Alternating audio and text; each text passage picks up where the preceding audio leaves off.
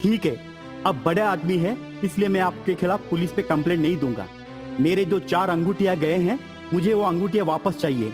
आप मुझे अभी के अभी उस अंगूठे के वर्तमान के दाम के मुताबिक पैसे दे दीजिए और मैं यहाँ से निकल जाऊंगा। अनामिका के पिता बेटी की शादी के लिए जो पैसा बचा कुचा के रखे थे, वो पैसा उसे दे दिया। वो लड़का वहां से निकल गया। पड़ोस के गांव में शारदा और प्रसाद नाम का पति पत्नी रहते थे। उनका इकलौता बेटा रमेश पैदाइशी बोना था। शारदा और प्रसाद बोना बेटे के लिए हमेशा परेशान रहते थे। उम्र 30 हो चुकी थी पर कोई उससे शादी नहीं करते थे। एक दिन अनामिका के पिता पड़ोस के गांव में व्यापार के सिलसिले में आए। तब उसकी नजर बोना रमेश के ऊपर गिरा और वो तुरंत जाकर उसके माँ बाप के पास पहुंचा। अनामिका के पिता ने अनामिका के बारे में सब कुछ सच बता दिया। रमेश के माँ बाप उस रिश्ते के लिए तुरंत हाँ बोल दिए। बोना रमेश और लंबे हाथ वाली अनामिका के बीच शादी हो गई। शादी में आए सभी लोग उन दोनों को देखकर हंसे। रमेश और अनामिका के बीच सुहागरात तो रची नहीं, पर वो दोनों एक दूसरे के करीब कभी नहीं आए। दिन बीतते गए। रमेश और अनामिका के बीच गृहस्थ जीवन जैसे कि तैसे ही रहे। ये देखकर रमेश की माँ शारदा बहुत परेशान हो गई। वो चाहती है कि उसके घर एक पोता पैदा हो। एक दिन वो अनामिका के पास आकर, बेटी अनामिका, मुझे पता है रमेश को तू पसंद नहीं करती। कोई भी औरत एक मौने इंसान से प्यार नहीं कर सकती। मैं मानती हूँ कि तुम्हारे हाथ बहुत लंबे हैं, पर तुम बहुत खूबसूरत हो और एक खूबसूरत लड़की के मन में बहुत सारी उम्मीदें छुपी होती है। एक औरत होने के नाते मुझे सब कुछ पता है, पर मैं तुम्हारे सामने गुजारिश कर रही हूँ बेटी कि तुम एक बार रमेश के मन के अंदर झांक कर देखो बेटी। माँ जी, वैसी कोई बात नहीं है। जिस दिन मेरी शादी उनसे हो गई, उसी दिन वह मेरे पति हो गए। वह खुद मेरे पास नहीं आना चाहते, तो मैं अपना लज्जा छोड़कर उनके पास तो नहीं जा सकती ना। वो कब मेरे पास आएंगे, उस बात की मैं राह देख रही हूँ। जिस दिन वह आएंगे, मैं तहे दिल से उनको अपनाऊंगी। बेटी, वह कभी तुम्हारे पास नहीं आएगा, क्योंकि उसकी कमजोरी क्या है उसे पता है। तुम्हारे पापा ने कहा था ना, तुम्हारे लंबे हाथ में जादू है। तुम अपने लंबे हाथों से एक बार रमेश को छू कर तो देखो। तुम्हारे हाथों की कला से कोई चमत्कार तो हो जाए। अगर ऐसा हुआ तो तुम्हारे सांसारिक जीवन में सुधार आएगा बेटी।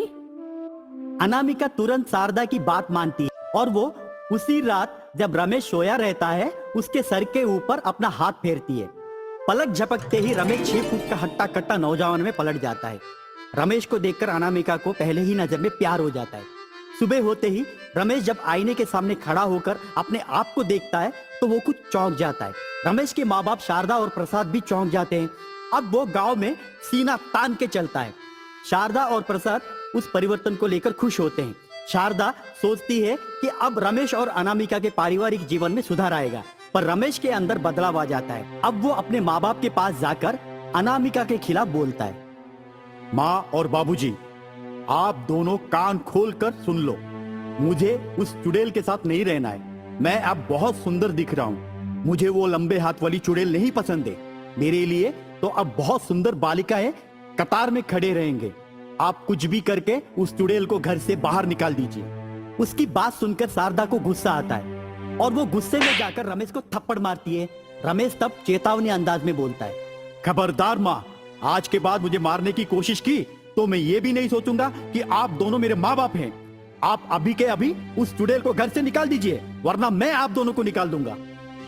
उसी गांव में सुशीला नाम की एक लड़की रहती है। वो बहुत खूबसूरत रहती है। सुशीला रमेश के चेहरे को देखकर प्यार करने लगती है और सुशीला और रमेश के बीच प्यार हो जाता है। एक दिन सुशीला आकर रमेश से, रमेश, मैं तुम्हें 1000 बार पूछ चुकी हूँ कि तुम मुझसे शादी कब करोगे। अगर तुमने अपनी बीवी को जल्द से जल्द तलाक नहीं दिया तो मैं तुम्हें छोड़कर चली जाऊंगी। पता है ना कि इस गांव में तुम्हारे साथ मेरे अलावा कोई भी शादी नहीं करेगा, क्योंकि सबको पता है। सुशीला मेरी जान, क्यों गुस्सा होती हो? मैं तुमसे बहुत प्यार करता हूँ। उस चुड़ैल को तो मैं छोड़ के ही रहूंगा। बस तुम थोड़े दिन का इंतजार करो। जल्द से जल्द हम शादी करेंगे और अच्छे से जीवन बिताएंगे। रमेश तब जाकर अपने माँ बाप के पास पहुँचता है। वो अपने माँ बाप के पास पहुंचकर चिल्लाता है, माँ, मैंने कितनी बार कहा है कि उसे घर से निकाल दो। आज अगर आप लोग उसे घर से नहीं निकालोगे तो मैं जहर खा के मर जाऊंगा। रमेश की बात सुनकर अनामिका घर से निकलने की कोशिश करती है। तब रमेश की माँ आकर रोकती है। बेटी तुम कहाँ पर जा रही हो? मैं तुम्हें नहीं जाने दूंगी। तुम्हारी वजह से वो नालायक इतना अच्छा इंसान बना है, इतना सुंदर दिख रहा है, वो तुम्हारी वजह से। मैं तुम्हें कहीं नहीं जाने दूंगी, तुम घर पर रहोगी, वो कहीं पर जाकर मरे। अगर वो मर गया तो मैं सोचूंगी मेरा एक बेटा मर गया, और एक बेटी के रूप में मैं तुम्हें स्वीकार करूंगी और मैं तुम्हें बेटी मानकर चलूंगी। माँ जी, मैं जानती हूँ कि आप मुझे बेटी मानती है, लेकिन माँ जी वो मुझे बिल्कुल भी पसंद नहीं करते हैं। पर ऐसे पसंद किए बिना रहना मुझे बिल्कुल अच्छा नहीं लग रहा है माँ जी। पर मैं आपका दर्द समझ सकती हूँ, लेकिन मुझे यहाँ नहीं रहना है माँ जी। शारदा अनामिका का हाथ लेकर सर पे रखती है और उसे विनती करती है। तुझे मेरी कसम है, तू अगर जाएगी तो वो नालायक नहीं, मैं मरूंगी। बेटी तुम घर से मत जाओ। ये मत सोचो कि सास बोल रही है, ये सोचो कि माँ बोल रही है। बेटी रुक जाओ ना। शारदा की बात सुनकर अनामिका रुक जाती है। रमेश जाकर सुशीला के पास पहुंचता है, घटी हुई सारी बातें बोलता है। तब सुशीला गुस्सा होकर रमेश से, मैं तुम्हें आखिरी मौका दे रही हूँ, अगर वो आज घर से नहीं गई ना तो मैं तुम्हें सदा के लिए छोड़ दूंगी। उसके बाद तुम नदी में जाकर डूब मरो या जहान्नुम में जाओ, मुझे कोई फर्क नहीं पड़ता। तब गुस्से में रमेश आता है और अनामिका को धक्का मार के बाहर निकाल देता है। अनामिका के साथ साथ अपने माँ बाप को भी घर से निकाल देता है। रमेश बाइक लेकर घर से तेजी से निकल जाता है। अनामिका सास ससुर को लेकर पैदल निकल जाती है। रमेश बाइक में तेजी से हाईवे के ओर गाड़ी चलाते हुए जाता है। तभी सामने से एक बहुत बड़ा ट्रक रमेश की ओर आता है। रमेश ट्रक की तेजी को देखकर अपना आपा खो बैठता है। रमेश की गाड़ी और ट्रक दोनों ब्रिज के ऊपर होते हैं। तभी अनामिका भी उसी ब्रिज के ऊपर चलती है। ट्रक रमेश की गाड़ी को टकराती है। रमेश बाइक से स्पीड होकर नदी में गिरने ही वाला होता है। तब अनामिका भागते हुए आकर अपने लंबे हाथों से रमेश को पकड़ लेती है, रमेश की जान बचाती है।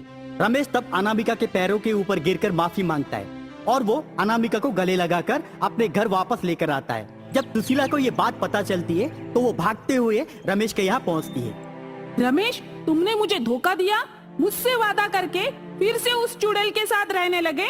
मैं तुम्हें नहीं छोड़ूंगी, मैं तुम्हारे खिलाफ पुलिस में कंप्लेंट दे दूंगी, समझ जाना। खबरदार, अभी क्या अभी तुम उसे छोड़ोगे या मैं तुम्हें पुलिस के हवाले कर दूं। रमेश गुस्से में आकर सुशीला को धक्का मारता है और धक्का मार के गुस्से में सुशीला को बोलता है, ए सुशीला, तू अपनी जुबान बंद कर।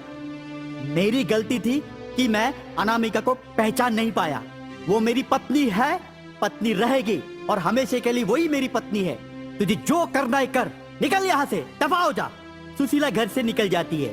सुशीला जाने के बाद वो अनामिका को गले लगाता है।